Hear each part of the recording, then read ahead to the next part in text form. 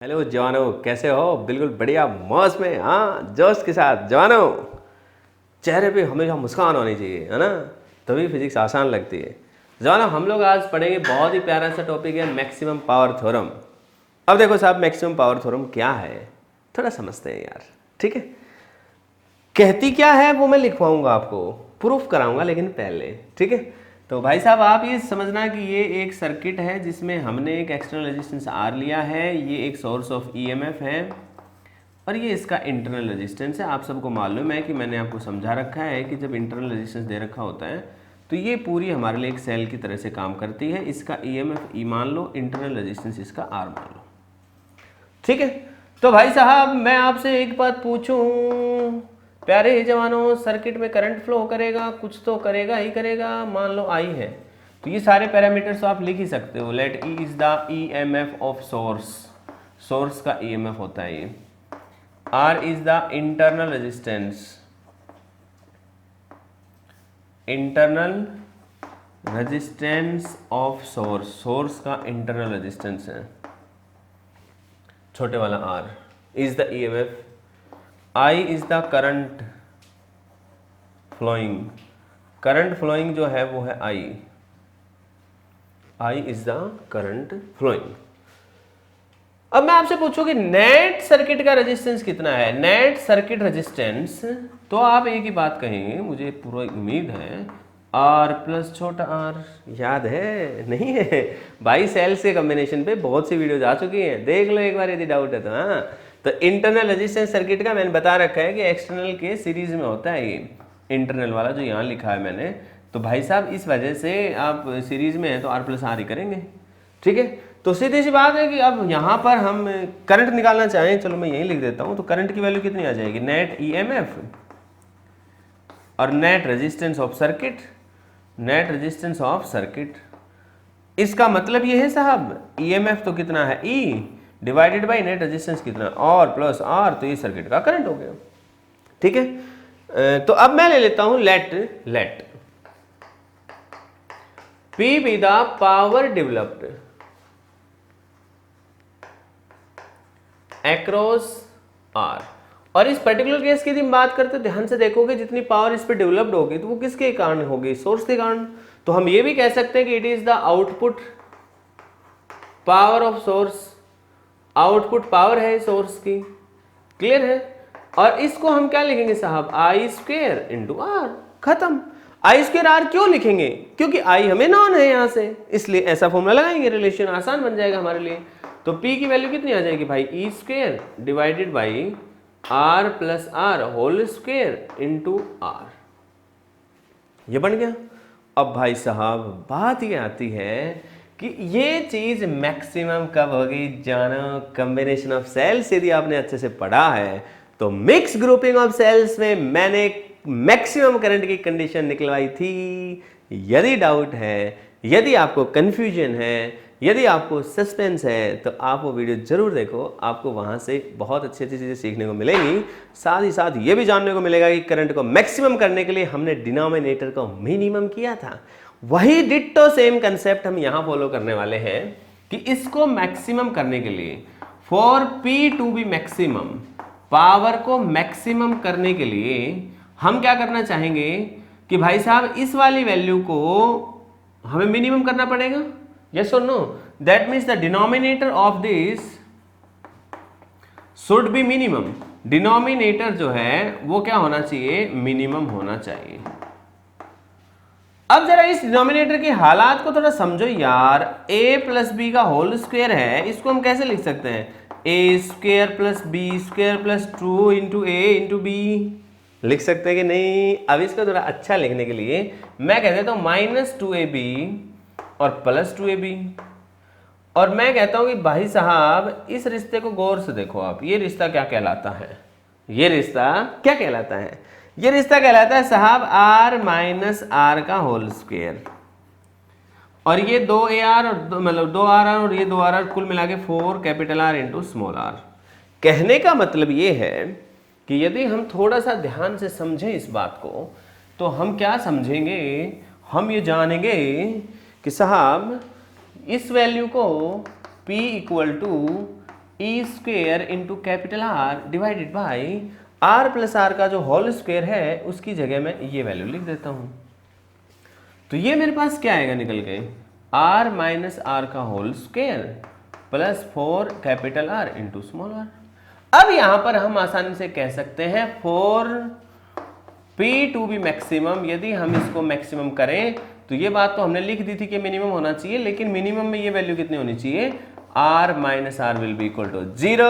इसका मतलब r equal to r, इसका मतलब ये हुआ कि external resistance in the circuit, external resistance in circuit must be equal to internal resistance of the cell, क्योंकि यहाँ पे सेल ही था ईएमएफ का सोर्स, या फिर यहाँ पे आप लिख भी सकते हो और सोर्स, मतलब सोर्स ऑफ ईएमएफ जो है उसका इंटरनल रेजिस्टेंस जितना होगा उतना यदि सर्किट का एक्सटर्नल रेजिस्टेंस है, उस समय सोर्स मैक्सिमम पावर इमिट करने वाला है, मैक्सिमम पावर रिलीज करने वाला है। आपके सामने ये कंडीशन हमने लगाई है।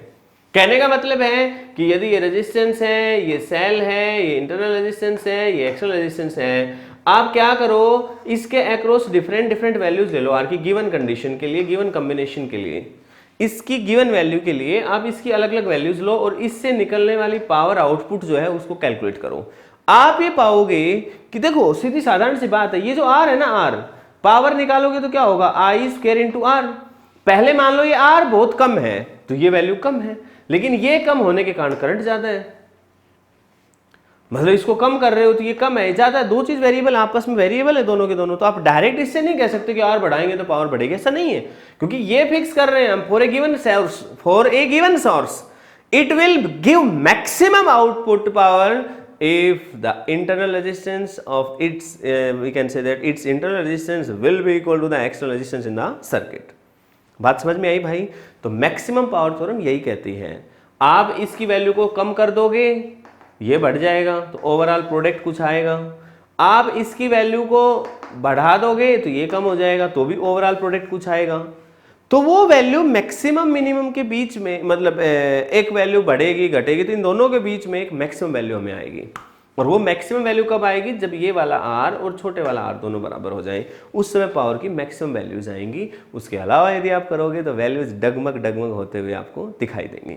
तो प्यारे जवानों, सीधी और साधारण सी बात क्या है कि पावर को यदि हमें मैक्सिमम करना है तो मैक्सिमम पावर के लिए, सोर्स की मैक्सिमम पावर के लिए आपको क्या करना पड़ेगा, internal resistance equal to external resistance. तो स्टेटमेंट बना के आप क्या लिखेंगे इसमें, इट स्टेट्स दैट, बहुत अच्छी बात है इसलिए लिख लेना, बहुत इंपॉर्टेंट है भाई, स्टार भी लगा लेना इस पर, ठीक है। It states that the output power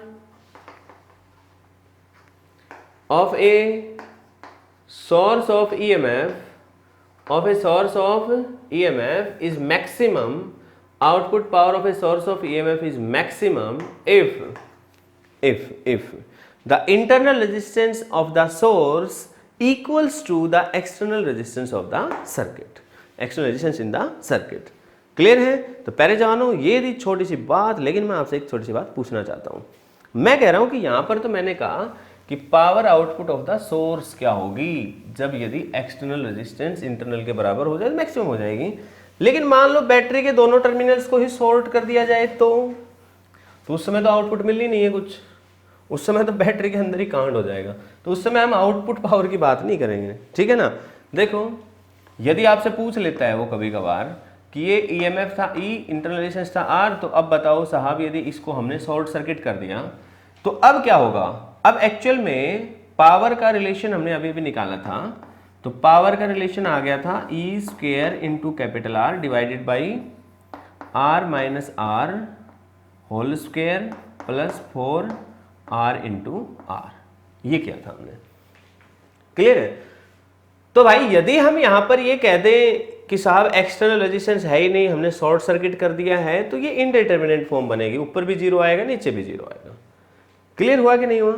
लेकिन उस समय जब हम इसको शॉर्ट कर देंगे तो सेल के ही अंदर करंट फ्लो करेगा, उस समय जो करंट फ्लो करेगा वो कितना होगा, EMF divided by R plus R होना था, ये तो जीरो हो गया।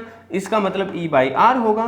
तो सेल के अंदर कितनी पावर डेवलप्ड होनी है, सेल के इनसाइड हीट की फॉर्म में रिलीज होनी है जो, तो वो क्या होगी I square into R. It is the power developed inside the cell और इनसाइड द सोर्स।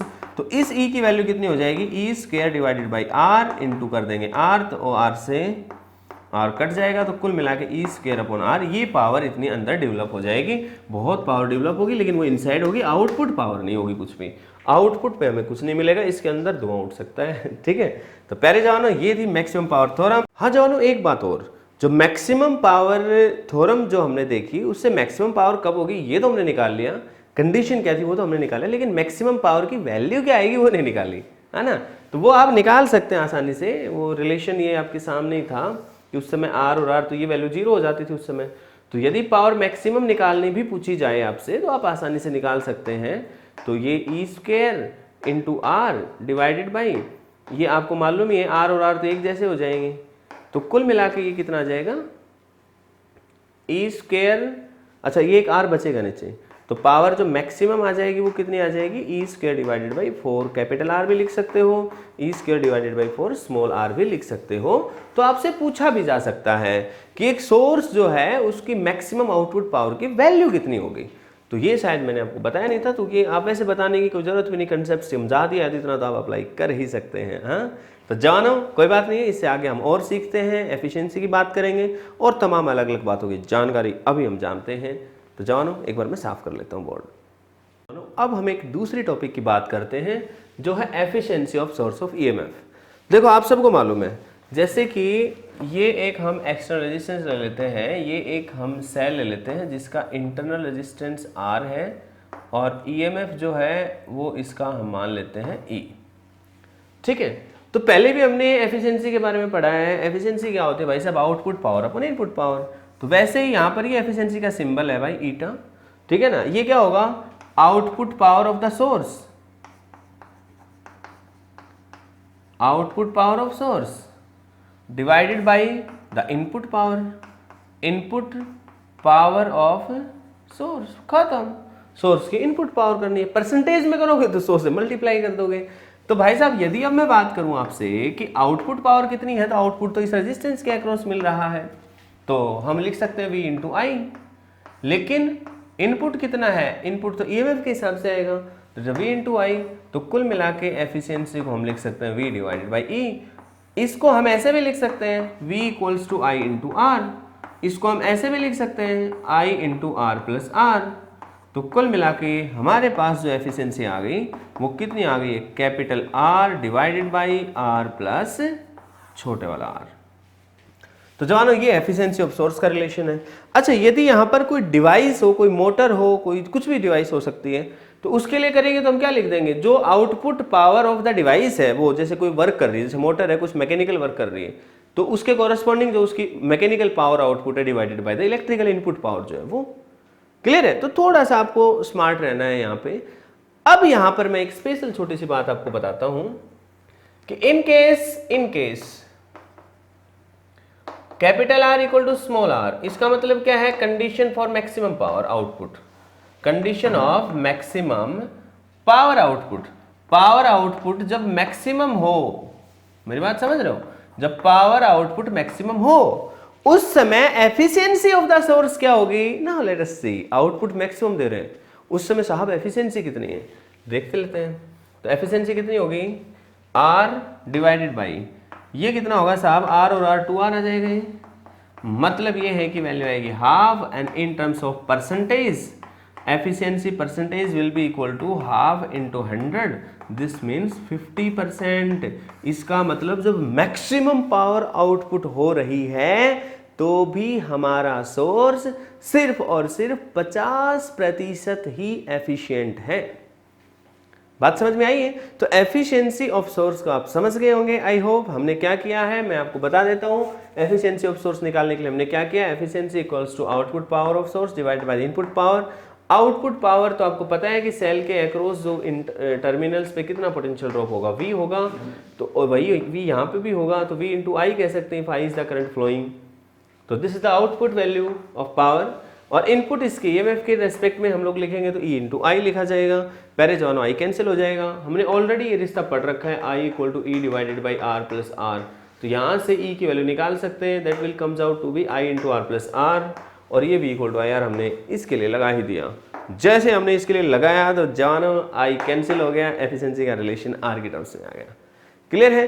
तो एक सोर्स जो है वो कब एफिशिएंट हो रहा है, मैक्सिमम पावर पर उसकी एफिशिएंसी कितनी है, मैक्सिमम कितनी है, वो हमने निकाला। भाई मैक्सिमम एफिशिएंसी कब होगी, पावर आउटपुट मैक्सिमम होगी।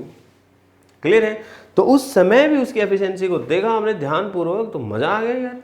हाँ मतलब ये वैल्यू मैक्सिमम क्या हो सकती है दोनों की, मैक्सिमम पावर के केस में, मैक्सिमम पावर के केस में ये वैल्यू कितनी आ रही है, सोल्व करेंगे तो 1/2, मतलब 50% ही एफिशिएंट है हमारी डिवाइस, हमारा सोर्स, सॉरी डिवाइस नहीं, हमारा सोर्स। क्लियर हुआ? तो आई होप आपको ये बात मेरी समझ में आई होगी। अब हम हीटिंग इफेक्ट से रिलेटेड कुछ फर्दर बातें करेंगे, लेकिन वो इस वीडियो में नहीं, अगली वीडियो में छोटी छोटी वीडियोस आपको मिलेंगी, ताकि थोड़ा कंसेप्ट को समझने में परेशानी ना हो। मैं एप्लीकेशंस ऑफ हीटिंग इफेक्ट की लास्ट वीडियो थोड़ी कंसेप्चुअल होगी, उसके बाद सिर्फ न्यूमेरिकल से आपको मिलेंगे, तो वो वीडियो भी जरूर देखना है। उसमें हम फ्यूज़ के बारे में और तमाम तरह के अलग अलग चीज़ों के बारे में डिस्कस करने वाले हैं। तो प्यारे जवानों, अगली वीडियो में फिर आपसे मुलाकात होगी, तब तक हंसी खुशी के साथ फिजिक्स पढ़ो और एंजॉय करो। Goodbye, take care.